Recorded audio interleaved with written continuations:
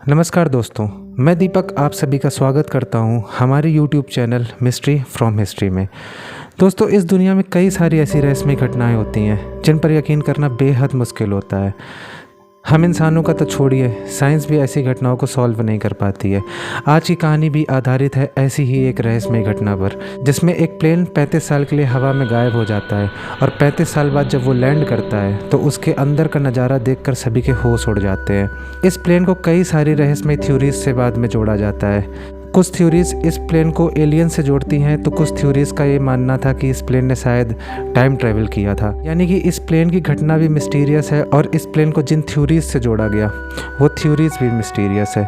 तो आइए जानते हैं पूरी कहानी सैंटियागो की फ़्लाइट नंबर 513 की। कहानी की शुरुआत होती है 1954 में, जब 4 सितंबर को सैंटियागो एयरलाइंस का एक प्लेन एकिन एयरपोर्ट से उड़ान भरता है। ये एयरपोर्ट वेस्ट जर्मनी में है और इस प्लेन को वेस्ट जर्मनी से जाना होता है ब्राज़ील के पोर्टो एलेग्रे एयरपोर्ट में। कुल मिलाकर इस फ्लाइट में 18 घंटे लगने थे, यानी कि इस प्लेन को 18 घंटे बाद ब्राज़ील के पोर्टो एलेग्रे एयरपोर्ट पर लैंड करना था। इस प्लेन में टोटल 92 पैसेंजर सवार होते हैं और ये प्लेन अपनी उड़ान भरता है। कुछ समय तक तो सब नॉर्मल चलता रहता है, लेकिन ये प्लेन जैसे ही अटलांटिक ओशियन के ऊपर पहुंचता है, इस प्लेन से अचानक संपर्क टूट जाता है। एटीसी काफ़ी ज़्यादा मशक्क़त करती है इस प्लेन से संपर्क करने की, लेकिन इस प्लेन से कोई भी संपर्क नहीं हो पाता है। काफ़ी देर तक संपर्क ना होने पर ऐसा मान लिया जाता है कि शायद ये प्लेन किसी दुर्घटना का शिकार हो गया है और फिर टीम बनाई जाती है और इस प्लेन का रेस्क्यू ऑपरेशन शुरू किया जाता है। लेकिन जब वो टीमें रेस्क्यू ऑपरेशन करने जाती हैं तो बेहद ही चौंकाने वाली चीज़ सामने आती है, क्योंकि इस प्लेन का कोई भी मलबा वहाँ पर नहीं मिलता है। मलबा तो छोड़िए, इस प्लेन पे सवार एक भी पैसेंजर की डेड बॉडी नहीं मिलती है। काफ़ी दिनों तक ये रेस्क्यू ऑपरेशन चलाया जाता है और जब कोई भी सुराग हाथ नहीं लगता है तो ऐसा मान लिया जाता है कि इस प्लेन की शायद दुर्घटना हो गई और इसमें सवार सभी लोगों की मौत हो चुकी है। कुछ सालों तक लोग इस दुर्घटना को याद रखते हैं और फिर कुछ सालों बाद लोग इस दुर्घटना को भी भूल जाते हैं। इस घटना के 2 साल बाद सैंटियागो एयरलाइंस भी बंद हो जाती है, लेकिन इस घटना के 35 साल बाद कुछ ऐसा होता है जो सबके होश उड़ा देता है, जिसको सुनकर आप लोगों के भी होश उड़ जाएंगे और आप लोग शायद इन सब बातों पर यकीन ना कर पाएं। क्योंकि 35 साल बाद यानी कि 12 अक्टूबर 1989 को पोर्टो एलेग्रे एयरपोर्ट के ऊपर एक अनजान प्लेन उड़ान भरते हुए नजर आता है। एयरपोर्ट अथॉरिटी उस प्लेन से संपर्क करने की कोशिश करती है, लेकिन उस प्लेन की तरफ से कोई भी जवाब नहीं आता है। आनन फानन में रनवे को खाली करा दिया जाता है, क्योंकि वो प्लेन एयरपोर्ट पर लैंड ही करने वाला था। प्लेन पूरी तरीके से सेफली लैंड कर जाता है और उस प्लेन से अभी भी एयरपोर्ट अथॉरिटी संपर्क करने की कोशिश करती रहती है।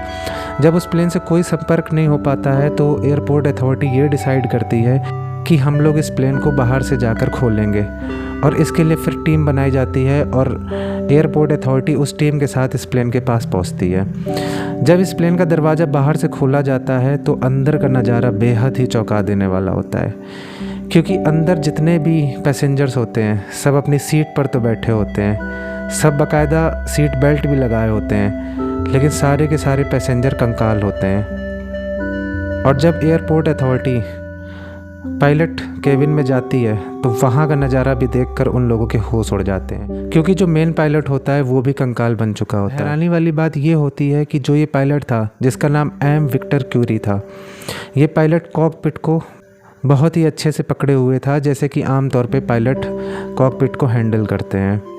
अब एक चीज़ और ज़्यादा चौंकाने वाली थी, क्योंकि ये जो प्लेन था वो ब्रांड न्यू प्लेन था, लेकिन इसमें लिखा हुआ था सैंटियागो एयरलाइंस, और सैंटियागो एयरलाइंस जो थी वो कई साल पहले बंद हो चुकी थी। फिर प्लेन के अंदर से कुछ डॉक्यूमेंट मिलते हैं और उन डॉक्यूमेंट में इस फ्लाइट का नंबर होता है 513।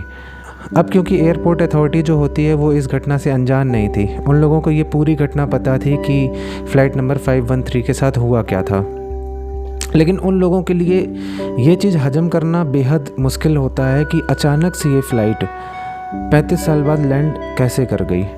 कुछ ना कुछ तो ऐसी घटना हुई होगी जो ये फ़्लाइट 35 साल बाद लैंड करी। कई सारे सवाल एयरपोर्ट अथॉरिटी के मन में थे। रिसर्च के लिए कई सारी टीम बनाई जाती हैं। कई सारे पैरानॉर्मल एक्सपर्ट भी इस पूरी घटना के ऊपर रिसर्च करते हैं और कई साइंटिस्ट भी।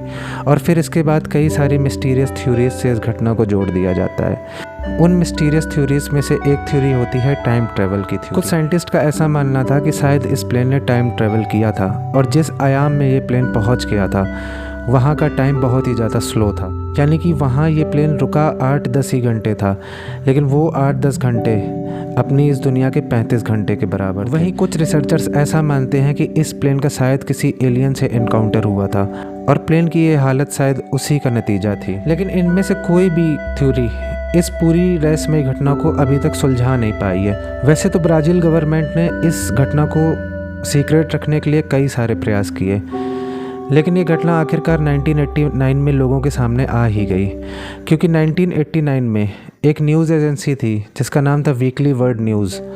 वो इस घटना को एक न्यूज़पेपर पर प्रकाशित कर देती है और लोगों तक फिर ये घटना पूरी पहुंच जाती है।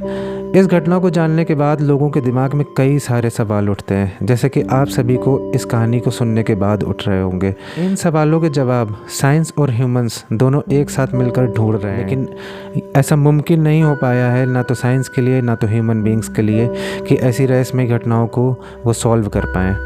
तो ये थी पूरी कहानी फ़्लाइट नंबर 513 की।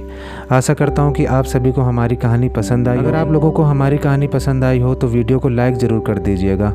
हम लोग जल्द लौटेंगे एक और नई कहानी के साथ। धन्यवाद।